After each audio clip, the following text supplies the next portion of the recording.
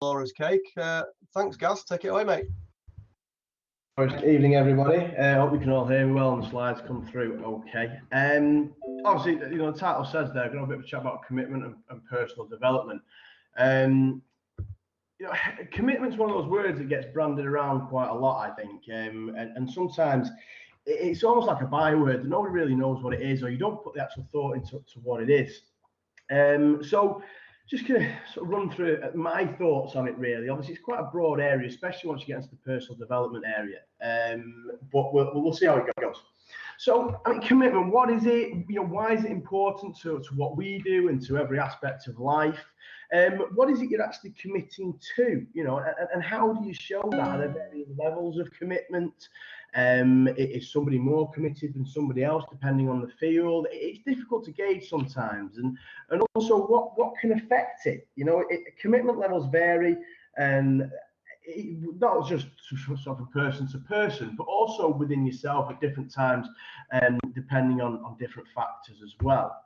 So the dictionary definition of commitment, when I looked it up the other day, came through as the state or quality of being dedicated to a cause or activity, etc., which is very nice, a little bit wordy, and so I thought, well, let's go a bit beyond that and let's talk about what does it really mean. Now, piecing together from various sources, commitment for me is what remains when the initial interest or motivation has faded. It's something that we're all familiar with, probably in numerous different examples within our lives. Particularly if you're going to be clean, easy specific, how many times have you come away from a webinar, or in particular the showcases, and you've had this massive day of training and input and excitement and energy in the room, and you come away with all the best intentions of the world, doing everything right, and you're going to plow 100% into your business, you're going to do whatever it takes, and 2 weeks later, once that motivation has faded and once that direct impact on you has disappeared, commitment is what is left. Now, some people will continue with it, some people won't. That's an individual thing. It's, as it says there, it's pushing yourself when there's nobody else around. So doing what needs to be done when you don't want to do it. It's to put it into a sporting terms, it's training for a marathon. It's getting out and doing miles and miles on the road by yourself when the goal that may be miles away and your initial excitement about it has faded. It's going out at 5 o'clock in the morning to do your catalogues before you go to a day job. Brilliant in the summer, absolutely fantastic when the sun's shining like it has been for the last few weeks. Hell on earth when you've got to dig your car out of 2 foot of snow before you can get anywhere, or you've fallen down and soaked yourself through to your boxes and banged your backside on the ice on the road. So, something I'm sure we can all relate to. But if you haven't got it, where are you going to get to? You're never, ever going to achieve anything without some level of commitment. Nothing ever has been. No books have been written, symphonies constructed, or buildings built, businesses built. Anything that has ever been achieved has required some level of commitment. The bigger the task, the bigger the dream, the bigger the level of commitment, commitment needed. The world won't reward talent alone. Talent is a wonderful thing to have. Some people have more in some areas than others, and that's fine. But if there's no commitment, if there's no work ethic and no dedication to what you want to achieve, then it's never going to get you anywhere. Very quickly, a quick story for you. When I was a kid, I used to play football with a lad called Josh Howard. Now, we're going back to when we were sort of 8 through to about 11 or 12, and Josh wasn't just good; he was exceptional. As a kid, he had talent in abundance. He was signed to Manchester United when he was 12. He's the same age as me, a year old. He's 33 now. So just over 20 years ago, he was signed to Man United. He was a couple of years junior to the likes of David Beckham and Paul Scholes and people like that. In 1998, he went on the Far East pre-season tour with the United first team, so playing alongside some of the legends of the game. People like Eric Cantona were at the club at that time, and I've personally seen the programme reviews of Alex Ferguson and various other members of the coaching staff saying that Josh Howard has the most natural touch of any footballer I've ever worked with. Now, this is a man who's worked with, as I say, some of the greatest players who ever lived, and those were the comments he was saying about my mate. And he was, I say, supreme talent, not just good Premiership. He probably would have been playing in the World Cup if he'd managed to commit himself. Now, the problem was his mates were all 16, 17, 18, and they were doing what lads of that age do. They were going out to the pub, they were having a drink on a Friday, they were particularly, they're working part-time jobs, not really going anywhere. And Josh couldn't separate himself from that. He had no commitment to his footballing career. By the age of 23, he was playing for FC United. By 25, he was playing for Stalybridge Celtic. He now, I don't think he even plays Sunday League anymore. He works as a labourer Monday to Friday, living for his weekends until he can go out on the pop. And he literally had the world at his feet. And this is sort of the point I'm trying to make, is that your commitment to a cause, the effort that you're prepared to put in, is that bridge between potential and achievement. It's the vehicle that gets you from who you are to who you could be and what you could achieve. But again, what are we committing to? If we're going to be business specific again, then yeah, of course you're committing to your business. You're committing to your business goals, to what you want from your Clean Easy business. Everybody who is in this business has some kind of goal, no matter how big or small it is. It's something that matters to you, and really it's none of our business or anybody else's business what that goal is. Most of us, have got aspirations of or have already had some experience in the team building. You make a promise to the team members when you come in. You commit to them. We purport that Clean Easy can offer you the lifestyle that you want and the income and the financial freedom, and again, whatever it may be for your team members. So you have to make a commitment to help them achieve it. And if we go back to what we were saying about doing things when you don't particularly want to do it, you may have had the worst day ever, you may have had your worst pickup, you may have something external going on. But if your team, and the last thing you want to do is console a team member or, give a pep talk to somebody when you're not feeling particularly positive yourself, well, that's commitment. Commitment is still doing that even when you don't feel like doing it. Your family. Now, family and children is a huge motivation to a lot of people. Myself and Laura don't have kids as yet, but if you think about those of you who do have kids, those nighttime feeds, you really don't want to get out of bed and go and do it. You don't want to hold the hair back when they're being sick, or do the lice combing, or change the nappies, or whatever it may be.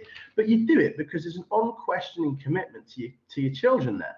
And it goes without saying. Now, can you say that you applied that level of commitment to everything else that you attempt to do in your life, or that you undertake?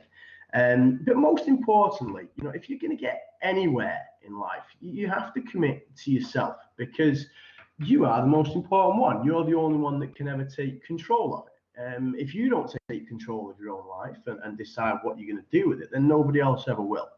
And what happens then? You drift along, and chances are you never get to where you want to be unless you make that conscious decision. A little quote there. I read a hell of a lot of sporting autobiographies. You'll notice that there are numerous sporting comparisons in this presentation. And this from a personal hero of mine, Johnny Wilkinson, who is regarded as probably the hardest trainer that has ever walked onto a rugby pitch. Now, people think he's a naturally gifted player, and of course he is to some extent, but this is straight out of his book. Was that I was never the most gifted, but I was the most committed. No one wants to stay out in the snow when everyone else is getting clean and warm, but I made a commitment to myself to do all that was required to be the best. So when they were all in the pub, I was starting the training ground, freezing my balls off, but getting better. And that, to me, epitomizes the attitude that the man has and what took him to being the greatest number 10, or one of the greatest number 10s ever played the game. So we've talked about what it is, we've talked about how it affects and things like that. So how do you do it? We've touched on it there, making sacrifices. I hadn't actually heard of this guy, Taito Ortiz. Apparently he's a UFC, Ultimate Fighting Championship guy. Who said, with great sacrifice comes great reward. I think it's very true. Now, along the way, you will need to make sacrifices. If you're committed to what you want to do and you are committed to getting to your end goals, you will make sacrifices. The weekend of the showcase, 8 of my friends are off on a canoeing trip. We try and go away for a long weekend once every couple of years. So you may remember I went camping in Newquay a couple of years with us. Some of us have been friends for over 30 years. So it's important that we get our time away. Unfortunately, it's fallen on the weekend of the Christmas showcase and the Christmas launch this year. My sacrifice, I'm going to Birmingham. I'm not going canoeing. I'm absolutely gutted. I'm devastated not to be spending the time with friends, because they are always great weekends, but there will be others. And I understand the importance to my business and to my development to be at these sort of events. Make a promise to somebody. It really does make it matter more, whether that is to yourself or to your loved ones, to your kids, or whoever it may be. But make it solid. Write it down, record it, put a photo, anything that it takes, rather than just having it run around in your head. Have it visual. Have it something you can see. It really does make a difference. It certainly does to me, anyway. And perhaps most importantly, I'm not quite sure why I didn't put this one at the top, but take 100% responsibility for what you're going to do. Nick used a quote last week, and it's one that I do like. It's, don't be disappointed with the results you didn't get for the work that you didn't do. Nobody else can do a lot of this stuff for you, and you need to be absolutely honest with yourself about whether you are doing enough. Am I going to enough events? Am I doing enough learning? Am I putting in enough hours? Am I making the effort that is required to get me to where I want to be? Am I committed enough? Am I doing the things that I don't want to do to make myself a success? And we talk about attending events, these webinars, the showcases, anything else, all the online trainings, the local meetings, the BOMs, the sizzles, everything else. Get yourself along to them. When you first start learning anything, you go back to your first days at school, you learn your ABCs and your 1, 2, 3s, and your times table and everything else through repetition. But it never does you any harm to revisit things. I remember being very excited at school, going into school one week, thinking we were brilliant. We've done our 7 times table last week. We're going to be doing our 8 times table this week. And I'd spent the weekend learning it and got into school on the Monday morning. And the teacher said, right, we're going to go back to our 5 times table to make sure that we hadn't forgotten what we'd learned, in the previous weeks. And that's exactly the same. Some of the webinars that come on here, you might think, I know these. I know how to build a customer base. I know my numbers. I know how to plan and track, or whatever the subject may be, because I've been doing it for years. Well, there several reasons for logging on. If you've got new team members, you need to be able to support them. You need to show your dedication, your commitment to them, to supporting them at every stage. And it's important for them to learn, and it's important for you to remain fresh in your mind, so that when you're helping new people, you don't take anything for granted and don't skip over any parts of their knowledge. And that, to me, is a huge part of being committed to your team, and therefore to your business as well. Commitment, as I said right at the top of the presentation, it's a wavering thing. I mentioned the motivations before. Now, an intrinsic motivation is something that comes deep within you. It's a lot of people refer to it as their reason why. It's a term, again, that you hear a lot in Clean Easy. And an intrinsic motivation is your deep-seated goals. It's what you really, really want out of life. Probably deeply personal to you. And again, whatever it is your business. The extrinsic motivations are, as I say, things like the conferences, things like this webinar, things like reading the books and stuff to keep you fired up and keep yourself on track and keep yourself focused. Commitment, in my opinion, comes from a combination of the two. There needs to be a strong enough internal reason and a strong enough burning desire inside you, but it's still very easy to sort of put that off and think, oh, tomorrow, and not keep that commitment, those commitment levels going. And it's the extrinsic and the external motivations that will keep you on the path. I'm going to talk more about this in my next little section on personal development, but there are things that will happen in your life that will have a massive effect to your activity levels. Many of you know, just over a year, lost my father after quite a lengthy, a 12-month battle with cancer. And it didn't particularly detract me from the long-term goal. That was always there, but it did have an effect on my level of commitment to doing things that I wanted to do. A bit of anger, a bit of grief in there. I can't be bothered going flying today, or that shop card can wait until next week. There are always things that are going to come along, and life will get in the way, and that's fine. It's how you let that affect you and how quickly you get back on the course. You hear a lot of people use the phrase in the business that you can make money or excuses, you can't make both. Just to sort of re-emphasize that, I think you can be committed or you can make excuses. You can't be both. And when those environmental factors and those life influences, I say things like the weather, become an issue, and they start getting in the way of you doing things, I think you've got to question your levels of commitment. This, to me, again, another sporting hero of mine, Muhammad Ali, a great man. But I think if we're going to emphasise the fact of doing things when you don't want to do them, this is the ultimate for me, really. I hated every minute of training, but I said, don't quit, suffer now, and live the rest of your life as a champion. Muhammad Ali is well known for pounding the roads for hours after hours after hours on his own, or being in the gym studying. A very, very technical fighter. A lot of hard work went into him. Yes, he had abundance of natural talent and natural speed, but it was his attitude towards the minuscule details and the bits that he hated. He absolutely hated doing it. But it made, he went on to become probably the greatest fighter that's ever lived. Moving on to personal development, and if somebody had said to me 3 years ago when I first joined Cleans, or just over 3 years ago, and Nick put the first book in front of me, that I'd be doing a presentation on personal development, I wouldn't have believed him. I really wouldn't. And I'm sure somewhere, if Grace is listening to this, if she's logged on with Nick, then she's probably absolutely creasing herself right about now. I didn't really have a concept of what personal development was. To me, it was a load of wishy-washy psychobabble that just wouldn't have an impact on me. And then as I grew to understand it, and I grew to really think about what it was, I realized that it didn't just come in those forms. And there was so much more to it. And again, the dictionary definition of it is the continuous and conscious undertaking of activities that improve self-awareness and identity, develop talents and potential, build human capital and facilitate employability, enhance quality of life and contribute to the realization of dreams and aspirations. Again, all very nice, a little bit wordy, so I thought I'd just break it down into what it is for me. For me, personal development is quite simply attempting to be the best person that you possibly can be in all areas of your life. Whether that's your achievements, your attitude, the impact that you have on others, your general contributions to the world, which sounds very grand, but you touch the lives of hundreds of people on a daily basis, and throughout the course of your life, you will come into contact with and leave an impression, or maybe not leave an impression, on so many people. So for me, it's a process which, as I said there, is affected by and affects every aspect of our life.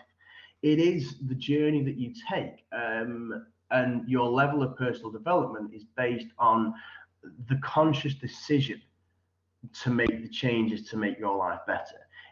What I mean by the ultimate personal experience on the next line is that yours will differ massively from anybody else's, even the people that your life is very closely intertwined with, your wife, your children, again, because how you react to a different situation and what you take away from a certain experience will differ hugely to somebody else, even if it is exactly the same experience.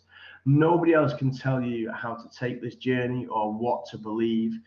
And it has to be a decision made by you to utilize the tools available so that you can achieve what you want to achieve, reach your goals, and generally be the person that you want to be. We talk about changing to the thought process, and some people say that people don't change, a leopard never changes its spots. I think that's absolute crap, if I'm being perfectly honest, because there are numerous stories out there of people who have changed their ways, maybe offenders, or people with different outlooks on life after life-changing events. I don't think you need to take something as dramatic as that to really make it, to make a change. It's the source, hours and hours of information, and something again that comes from within. This is actually Wikipedia list of the benefits of personal development, and I wasn't going to put it in. I'm not going to read them all out, but when I was flicking through them, there are so many words in there that go hand in hand with what the Clean Easy opportunity is all about. When you're talking to prospects, or when your sponsor was talking to you, you'll notice these phrases, improving wealth, the quality of life, enhancing lifestyle, fulfilling aspirations, improving your social abilities. So I found it quite interesting that the Clean Easy recruitment guide, as it were, the Clean Easy sponsoring buzzwords marry up so closely with the benefits of personal development according to the internet. in effect, I suppose what I'm trying to say is that your journey throughout Clean Easy is a form of personal development. The highs and the lows and the experiences and the wealth of information that you can gain through running your Clean Easy business is just another form of personal development. Improving social abilities down the bottom there. I don't know if anybody's ever heard Jackie White speak. She says that when she first got involved with any kind of network marketing scheme, which was Party Plan for a company, I can't remember who, back in the 70s, she was so shy and so nervous that when they said, the idea of standing up in front of a room full of people terrified her. And so she sat down. And that made it easier for her. And through the personal development that she's undertaken, she's now perfectly happy and perfectly comfortable speaking in front of the whole showcase when there's 3,000, 4,000, 5,000, however many people in attendance. And Adele DeCasso as well in the network has just written a book, I think called Shy People Can Be Successful Too.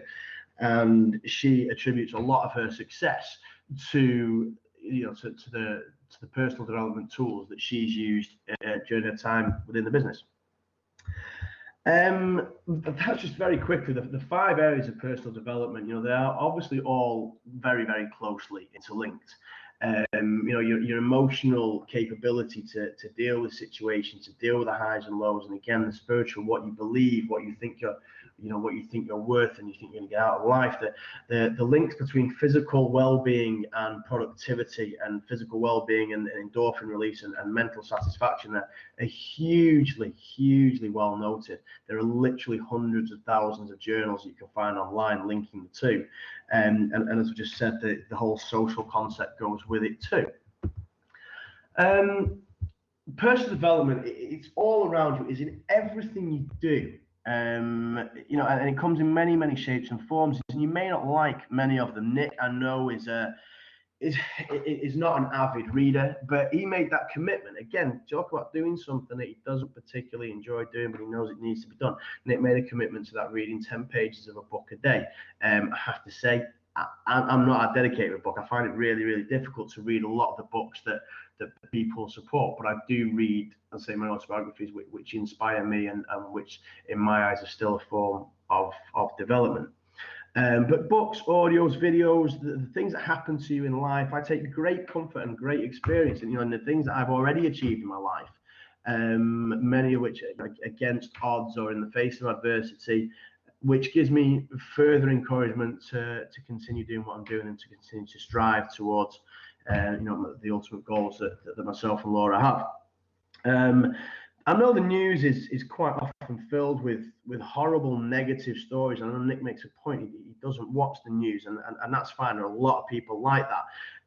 I actually quite like to go rooting through the negativity, maybe a little bit weird on my behalf, but to go looking for those nice stories, for those achievements, again, in the face of adversity, or the things people weren't expecting, or those little moments that sort of restore your faith in humankind.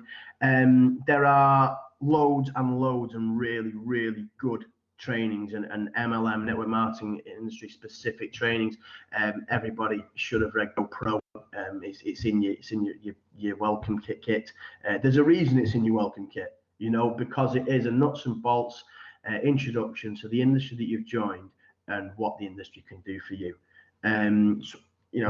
It's the content really is something that I can't advise on. No one can really tell you what to look for. We can offer advice and offer our own personal experiences, and there are thousands of books out there.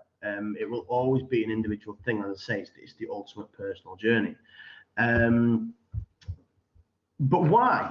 I'm banging on about it here and saying how good it is and how wonderful it is, and I suppose I was quite blasé about it when I first started, until I really sort of thought about what personal development was and how it had already played a part in my life prior to Clean Easy. Knowing what I know now, I have no doubt whatsoever that at times I could have been a better team player in previous employments. I've been fortunate enough that I've played sport to a reasonably high level in a number of fields.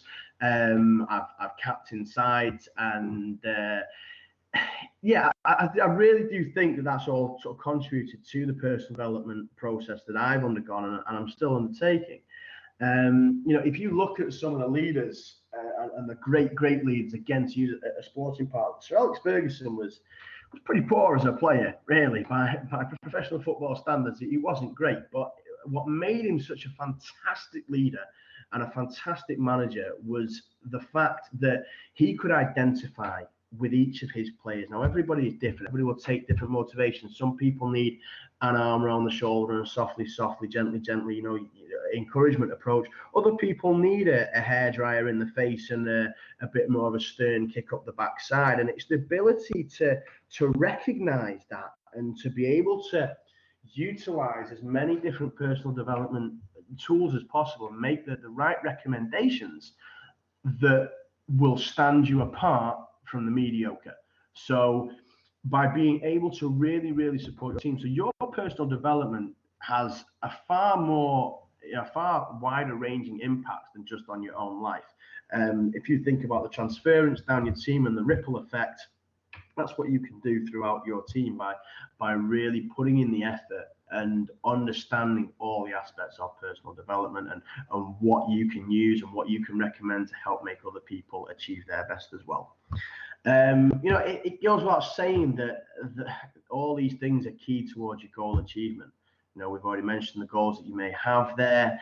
By undertaking the journey and by really making a conscious decision to change the way that you think and the way that you react to situations, and by being honest with yourself, you increase that confidence, you increase your chances. It says below there, that you increase that intrinsic motivation, and that is the one that will keep you going. That's the one that will enable you to remain committed to your goals and increase your levels of self-discipline. As I say, the first book that I was given was Sumo by Paul McGee, I think his name is, which to me it's never really, in fact, it had very little impact on me. I am already sort of belligerent in a lot of the stuff that I do, and had no time for the victims, as the book talks about. And so it didn't really do anything for me, but I know that Grace has had a profound effect on her. And because of that, I forced myself to read it. And yes, I did just say force myself to read it. And I'm really, really glad that I did, because a while ago I gave it to somebody in my team and it's had a similar effect on her as it did on Grace. And if I'd not put in the time and done the things that I didn't want to do, I'd never been in the position to help that particular team member. So I've got to think about how I could sort of wrap this up without waffling on too much. And so I thought I'd just come up with some sort of tips on what I think it takes to have a successful personal development journey. You have to be honest with yourself. If you think you're great at something and deep down you're really not, then be honest and identify it. Identify that as an area of weakness. So source out the material. Speak to your upline. Speak to other people in the network. Go online. Speak to the guys at Knowledge is King, who can help you to find the right material, whether it is a book, an audio, a video, whatever you find. But you have to make this decision. Nothing changes until you change. Very, very true. Something I sort of dismissed, I suppose, in my early days within the business. And there is, the material has to be relevant. It has to have the impact. Being able to recite pithy quotes and not really following through on them is not really the job. It has to be something that you really relate to, and something that has an impact on you in such a profound way that it then becomes part of your life. Many of us are in very, very bad mental habits. These are habits that have been formed and developed over many, many years, and you're not just going to break them like that. There's a very big theory that says it takes 21 days to form a habit from new. It takes 28 days to break a habit. So if you're talking about trying to change a habit, you're talking about a conscious effort for 28 days to break that habit, and then another 21 days to form the new habit. So you're talking about 49, nearly 50 days worth there. 50 days is what? It's 7.5 weeks. It's 7 weeks to get one little thought process change. And that sounds like a horrible amount of time to spend trying to do something that you might not think is that relevant. Do it. Do it, I promise you, because it will be the best thing that you ever do. You are training your brain like any other muscle. There was an article that Nick gave me a while ago saying that if anybody completes 10,000 hours practice in any particular area, then you'll be an expert. And I think it was golf that they put the guy to the test with. He was a complete novice golfer, and it did work. I think he made the PGA Tour or something like that. But that is essentially what you are doing. You are training your brain to think in the way that you want to think. It's not easy, and it sounds very complicated, and it sounds like something, oh, I could never do that, I could never do that. But you know, everybody should have a dream. You know, if you haven't got a dream, what's the point? It's absolutely no consequence what your dream is, as long as it's yours. But in order to achieve that, you have to be willing to undertake the emotional and physical journey that leads you towards it. If you're not prepared to endure the hardship and failure and to learn from them and to commit to utilizing all the experiences to control your attitude, then it's fruitless. You know, there are many negatives that can easily knock you off course. And for me, the biggest part of personal development is learning how to deal with them and how to have the mindset that you want to have to achieve everything that you want to in your goals. And so just to let you all go and get your tea, my sort of three points, I suppose, well, 4 if you include the very final slide. You know, commitment and personal development are the vehicles to enable the transition from who you are to who you can be. You know, there are 2 people inside everybody, that, you know, the one you are and the one you can be. You know, and everybody should be striving. That's what personal development is, but it's a commitment to that, is to strive towards that, you know. And this was something I debated whether to put this in or not. I thought it might be a bit too morbid. But everybody sort of says, you know, what would you say to somebody on your deathbed? What would your one piece of life advice be? Well, my attitude is live it. You know, if you've lived it and you've done everything that you want to pass on to your next generation, then your example will be enough for other people to follow. So think of something else to tell your grandchildren or your loved ones on your deathbed. Get out there and don't save the advice for you. Yeah, and Nick, I've just seen this comment there. I didn't spend enough time on Facebook. Nobody's going to say that. You know, oh, I wish I could. I'm dying. I wish I completed that last level of Candy Crush. No one gives a toss. You know, get out there and do it. Regret is the worst emotion. Unfortunately, I think it's also a necessary emotion. It's something that everybody will have experienced at some point. But it's worse than heartbreak. It's worse than grief. Those get easier in time. Regret is something you carry with you, and it cannot be changed. You know, it can be lessened. It can be eased. Most important thing is that you learn from it, because regret can be used to shape your future and prevent future mistakes. So for me, just as one last time, you know, commit to your business, commit to your personal development, commit to yourself, and to paraphrase Muhammad Ali, decide how great you will be. Thank you very much. I'll happily take any questions. If not, Nick, you can take over again. Guys, that was fantastic. Thanks very much.